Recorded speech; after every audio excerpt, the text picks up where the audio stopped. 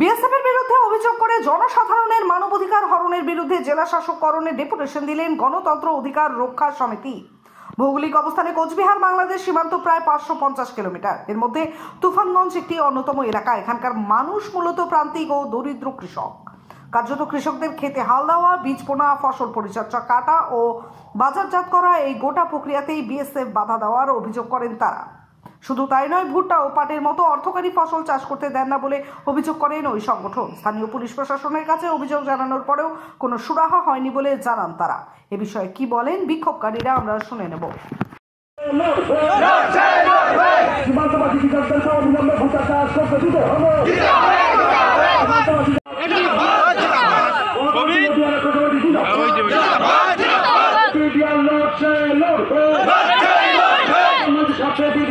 পূর্ববর্তী এলাকা তুফানগঞ্জ 1 নম্বর ব্লক, সেখানে ভারত বাংলাদেশ সীমান্তে যে সমস্ত কাঁটাতারের বাইরে যে জমিগুলো রয়েছে, হাজার হাজার বিঘা জমি, সেই জমি ব্যক্তিগত জমি, কৃষকদের ব্যক্তিগত জমি। সেই ব্যক্তিগত জমিতে সেখানকার কৃষকরা বছরের পর বছর ধরে স্বাধীনভাবে পাট, ভুট্টা, কালাই ডাল, ধান সহ অন্যান্য ফসল চাষ করতে স্বাধীনভাবে বিএসএফ দেয় না।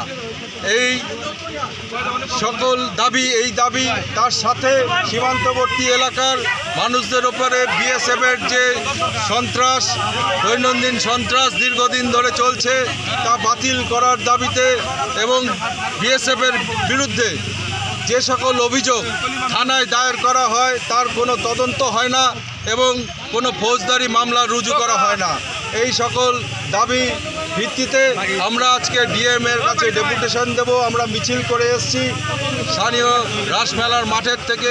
আমরা মিছিল করে কোচবিহারের বুকে মিছিল করে আমরা ডেপুটেশন দিতে এসেছি। আমরা এর সাথে আরও দাবি করি 50 কিলোমিটার অবধি বৃদ্ধি করা।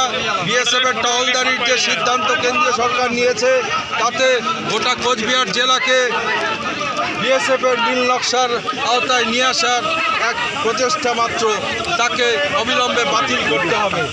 এক সীমান্তবর্তী এলাকায় বছরের পর বছর ধরে 144 ধারা জারি করা রয়েছে, তা বাতিল করতে হবে।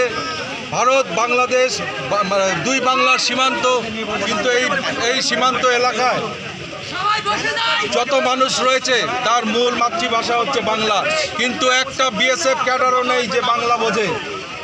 স্থানীয় মানুষদের সাথে তাদের যে যোগাযোগ, তাদের যে চিঠিপত্র, দাবিপত্র বা কোনো রকম কমিউনিকেশন হোক, যোগাযোগ হোক, তা বাংলায় করতে হবে। বিএসএফের প্রত্যেক ক্যাডারকে বাংলা ভাষায় জানতে হবে, বাধ্য করতে হবে এবং সমস্ত সরকারি যোগাযোগ এবং বিএসএফের মাধ্যমে যে স্থানীয় যোগাযোগ, তা বাংলা ভাষায় করতে হবে। দাবি পূরণ হলে কী করবে? এই দাবি পূরণ না হলে পরে এর আগে আমরা তুফানগঞ্জ এসডিপিও, তুফানগঞ্জ মহকুমা শাসকের কাছে দাবিপত্র দিয়েছিলাম। সেখানে আমরা বলেছিলাম যে আগামী 10 দিনের মধ্যে যদি আপনারা এই সকল দাবি না মানেন, তাহলে পরে আমরা বৃহত্তর আন্দোলনে যেতে বাধ্য হব। আজকে তারই পরবর্তী পদক্ষেপ হিসেবে আজকে আমাদের এই অনুষ্ঠান। এর পরবর্তী আজকে আমরা ডিএম এর সাথে কথা বলবো, এই দাবিগুলো যাতে মানা হয়, সাথে আমরা কথা বলবো। যদি না মানা হয়, আমরা আরও বৃহত্তর মানুষের কাছে অ্যাপিল করব এবং আরও বৃহত্তর আন্দোলনে যেতে বাধ্য হব। আমার নাম অর্ঘ্য মিত্র। আপনি কি আপনার বাড়িকে আভিজাত্যের ছোঁয়ায় সাজিয়ে তুলতে চাইছেন? তবে বিশাল এম্পোরিয়ামের কাছে আপনার স্বপ্নের বাড়িকে সাজিয়ে তুলুন। এখানে ঘর সাজানোর শোপিস, পর্দা ও ইউনিক ডিজাইনের যাবতীয় আইটেম পাবেন। সকলের 1 নম্বর নির্ভরযোগ্য প্রতিষ্ঠান।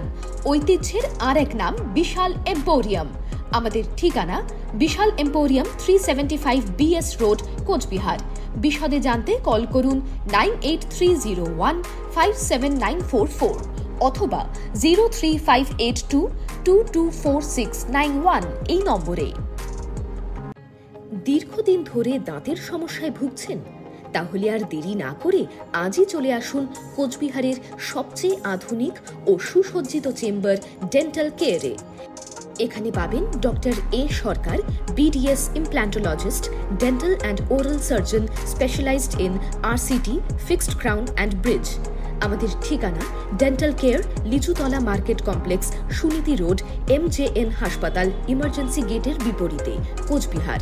বিশদে জানতে কল করুন 9733352895 এই নম্বরে।